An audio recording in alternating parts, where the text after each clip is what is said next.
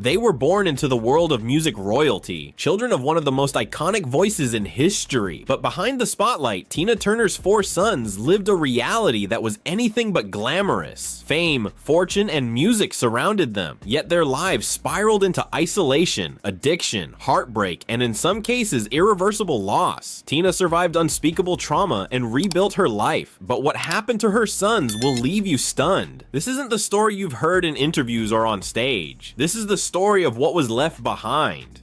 Ronnie Turner was born in 1960, Tina's youngest and the only biological child of both Tina and Ike. He grew up in a world of privilege, private schools, nice clothes, famous parents. From the outside, it looked perfect. Inside, it was far from it. Tina once admitted Ronnie was determined to be self-destructive. Drugs pulled him in. California's temptations became his trap. She tried to save him, and when that didn't work, she cut him off. "You have to draw the line," she said, but she never stopped watching. Quietly, she kept tabs, sent help when he was in deep trouble, and eventually he started to change. In the 90s, Ronnie became a bass guitarist and joined the band Manufactured Funk. He even had a cameo in What's Love Got to Do With It, his mother's biopic. He married a French singer named Afida in 2007. She called him her angel. They split time between the US and France, living a surprisingly low-key life for a Turner. But peace was short-lived. In 2022, Ronnie died at age 62 from colon cancer and cardiovascular complications. Tina was crushed. Her baby boy was gone, and this time there were no more calls, no more chances.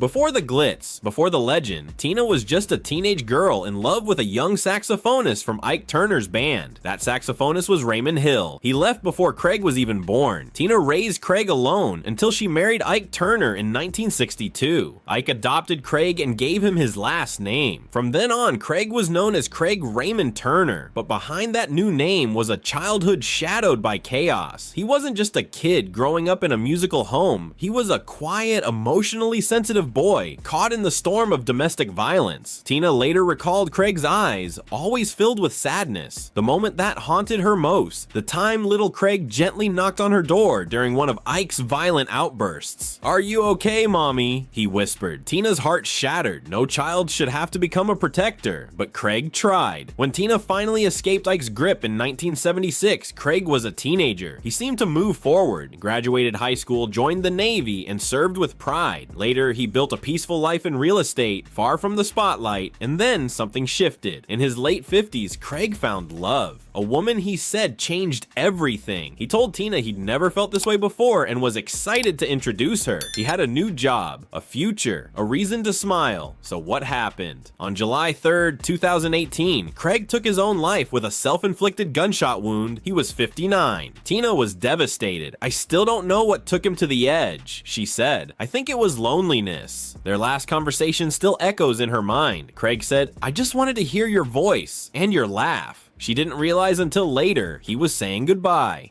Born in 1958 to Ike Turner and Lorraine Taylor, Ike Turner Jr. was just a toddler when Tina became his mother. "She's the only mom I've ever known," he said. And like the others, he inherited the family's musical fire. By age 13, he wasn't in school. He was on tour, playing, recording, learning every instrument from drums to piano to bass. He wasn't just part of the show. He ran Ike Sr.'s studio and traveled with the band. He was talented, driven, and trapped. When Tina left Ike, Ike Jr. stood by her, working as her sound engineer, but that loyalty came at a price. Ike Sr. was furious. In a violent rage, he beat his son in the head with a pistol, trying to stop him from helping Tina. "He hit me with a nickel-plated .45, Ike Jr. recalled. A brutal message. Betrayal would not be tolerated. Still, Ike Jr. pressed on. He became a Grammy-winning producer in 2006, working on his father's blues album. He created music, stayed in the industry, even started his own projects, but the emotional damage remained. As Tina built a new life in Europe, Ike Jr. felt the silence grow louder. "I haven't talked to my mother since probably 2000, he said. "She has a new life. She doesn't want anything to do with the past." That past never really let go. In 2023, just weeks before Tina's passing, Ike Jr. was arrested for crack possession. He tried to swallow the evidence. His downfall was sealed with a jail sentence. Just 18 days before Tina died, he never got to say goodbye. Tina Turner walked away from Ike, but his legacy, the fear, the control, the trauma, never really left. It lingered like a ghost in the lives of her sons.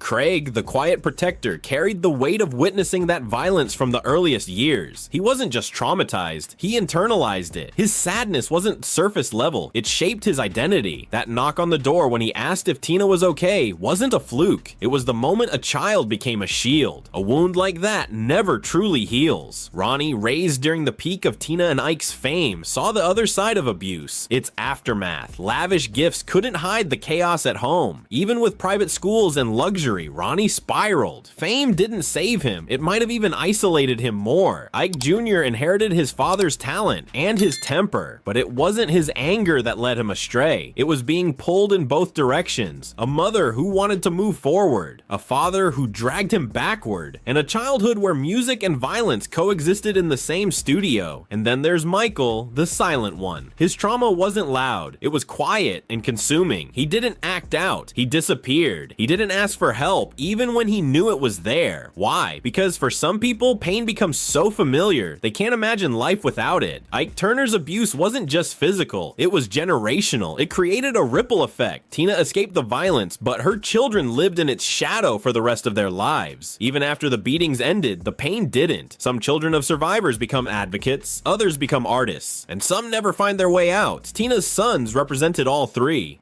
Michael Turner, born in 1959, was Ike Jr.'s younger full brother. Tina adopted him too, raising him as her own. But while Ike Jr. embraced the stage, Michael stepped into the shadows. He never became a musician, never sought fame. What he did carry was heartbreak. When Tina and Ike's marriage collapsed, Michael was still a teenager. The fallout hit him like a wave. According to Ike Jr., Michael wanted his parents to reunite so badly. The next thing they knew, he was hospitalized. Emotional collapse. Breakdown. Nobody ever said for sure. Later in life, Michael battled addiction. In a rare statement, he admitted, "I know if I called Tina or my father, they would help me, but I just can't do it." He praised Tina but refused the help. "I got to be free to do what I want." That freedom came at a cost. Multiple strokes, seizures, wheelchair bound by the 2000s. He now lives in a care facility in Southern California. Tina never visited, but she paid for his care. Maybe it was distance. Maybe it was respect for his wishes.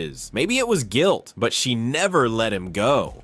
Tina Turner gave the world power and resilience. But the story behind her music, the lives of her sons, is filled with silence, sadness, and separation. She rose, she survived, she inspired millions, but what her children endured reveals the invisible cost of survival. Some found peace, others never did, and the rest, they're still living in the wake of a mother who was a legend to the world, and a mystery to them, because even when you escape the pain, the people you leave behind still live in it.